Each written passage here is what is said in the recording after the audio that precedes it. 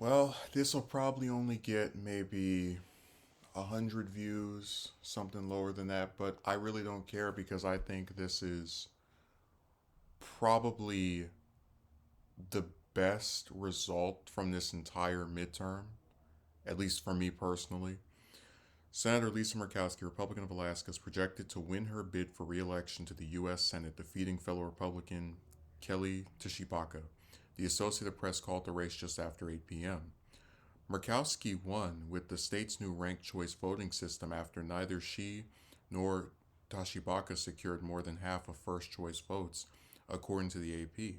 In the second round, the incumbent took the win with 53.7% of the vote to Tashibaka's 46.3%. Murkowski, who has served in the chamber since 2002, drew the ire of former Republican President Trump after voting to convict him in his second impeachment trial. Trump subsequently backed Tashibaka in a high profile effort to oust the incumbent, whom he has called worse than a Democrat. Murkowski underscored her bipartisan record throughout her campaign and bucked her own party last month when she announced she'd rank Democrat Representative Mary Peltola first on her ballot in the state's House race. Peltola was also projected to win her race Wednesday, fending off former Alaska Governor Sarah Palin and two others to hold on to the seat she won during a special election this summer following the death of Representative Don Young. The results of the Alaska race took weeks to announce due to the state's newly introduced ranked choice voting system, in which voters rank their candidates by preference. Under the new system, a candidate wins outright in the first round of voting if he or she gets over 50% of the vote. If no candidate meets that threshold, a second round takes place in which the candidate that received the fewer votes is eliminated, and the votes of those who voted for the eliminated candidate are redistributed to voters' next choice for the seat.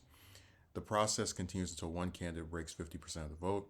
The new system allows both Murkowski and Tashibaka to be on the midterm ballot, even though they're both Republican contenders. The other candidate in the ring was Democrat Pat Chesbrough. A fourth candidate, Republican Buzz Kelly, was on the ballot despite having suspended his campaign to endorse Tashibaka.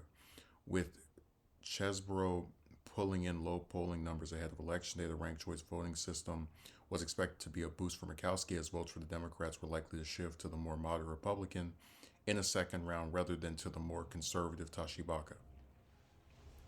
So I like ranked choice voting. I liked it when it was used in Maine, and I'm glad it's over in Alaska, and I hope it comes over to California as well, because I think that when you have a field of 4 people, 10 people, 15 people, you should be able to say, I like this one the most, I like this one the second amount, third amount. Even if it's just one and two, at least you're given some kind of preferences as to who you would like, which is, I think, a lot more. There's a strong case to be made that it's very democratic to say, hey, look, there's this big field of people, and not that many people vote. Unfortunately, not the majority of. It's always like a little bit over the majority, or slightly like 50% for 60. Depending on what race it is. But a lot of times, a lot of people don't vote. So maybe when you have a lot of candidates, you should give people the option of saying, I like this person, but I also like this one a little bit less, but still, and then everybody else like distant. So that was I really did like that system. I think it did help her in the long run. But the reason Murkowski's victory is such a great thing to me is because when you look back at the Cheney race, right? That was about punishing someone for not exercising this loyalty to the cult leader president. And it was really absurd when you remember that Cheney voted with Trump over 90% of the time. She supported him on almost every single policy that he implemented. So the idea that getting rid of her is going to result in a change besides anything relating to cult of personality was nuts. But I'm so happy that Murkowski was able to fend off the sycophants, because you don't get, and I've talked about, I think she's underrated. I think Democrats don't speak highly enough of her. But I've always wished that that party had a little bit more of a an ability to understand who their allies and who people they can work with on stuff are. Because Murkowski is one of only three Republican senators that supports abortion rights.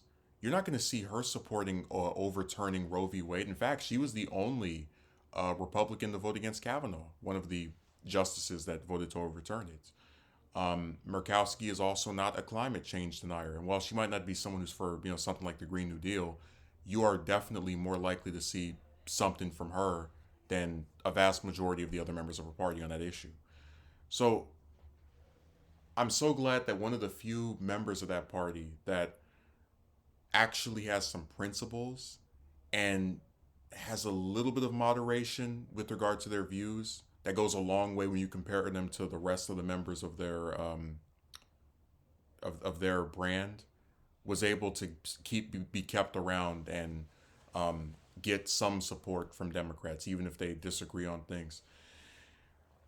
And I always said that the impeachment vote in both instances was stupid. Like I think it should have never even been bothered with, because the Democrats knew from the second that they even sought that stuff, Trump was not going to get removed from office. They knew the second time that he wasn't going to get removed from office. They knew they would give it some more votes, but that wasn't really because he had done something truly egregious. It was more to do with the fact that getting rid of him 5, 6, 7, 8, 9, 10 days before he left office anyway wasn't going to be some big, huge change, because you know you're just going to have Pence anyway. He's going to do the exact same stuff for that last week or week and a half of Trump's term, and like no, they knew both times they weren't getting him gotten rid of. So it was a really like dumb thing to even be voted on to begin with, but then to take this one vote and just like try to make it derail and sink all of these different politicians' careers, including the ones that backed Trump on almost every single thing he did in office before that, was nuts. But yeah, I could sing Murkowski, her praises all day long. I mean, she was one of the few that voted against DeVos for education secretary, the worst education secretary ever. Um, it was her, Collins, and McCain that voted against repealing the ACA. That was back in 2017 as well. There's a whole bunch of votes she's had that are very distinct and show that she's not like the other members of her party. And I'm so glad that um, her and Collins have been able to get. Collins got her fifth term. Murkowski's now got her fourth, because they are among the few people that have an R by their name, or really just out of any of the politicians. Because I've said before, this is not a, I'm left leaning, but I trash the Democrats all the time for their ridiculousness as well. But it's nice to see that some of the few senators who actually have some principles that do not align with the rest of their party are recognized for having some level of independent thought, even if again there's stuff that both that Murkowski does that I'm not particularly a fan of, but she certainly is no worse than any of the other Republicans, and in most instances is better than almost all of them combined. So it's a nice thing, and I'm glad it happened, and I hope that this teaches Trump back candidates a lesson. You can't just coast to office and hope that your way of getting a victory is you're not the person that voted to impeach him. Because some of these politicians, and everybody has this thing about, oh, incumbents and term limits. Some of these people keep getting elected over and over because their constituents actually like them. Voters in Alaska, as much as people wanted to think otherwise, we're not going to turn against a lady that's been serving as their senator for 2 decades because of one vote that they might not have agreed with, or might not have, or might have rather. So this whole like knee jerk reaction of I'm going to get elected by getting a Trump endorsement and swearing to uh, stand by his side no matter what insane thing or that he perpetuates or does, like saying that he had an election stolen from him without any evidence, and culminating in members of his party storming the Capitol to try and violently get the votes overturned.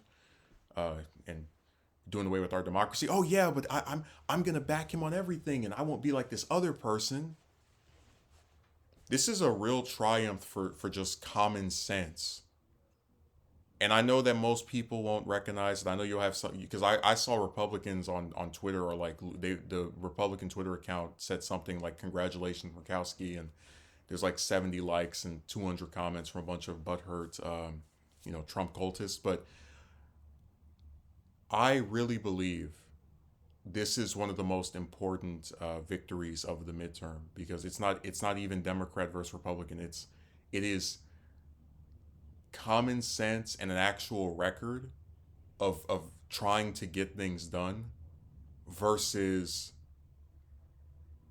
knee jerk cultists who want to get elected because they can uh, more strictly abide by anything that their last president did.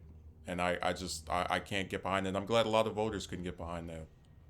So I'm glad Murkowski is getting a fourth term. I hope she gets a fifth and a sixth one. One of the best Republican senators of the last 30 years.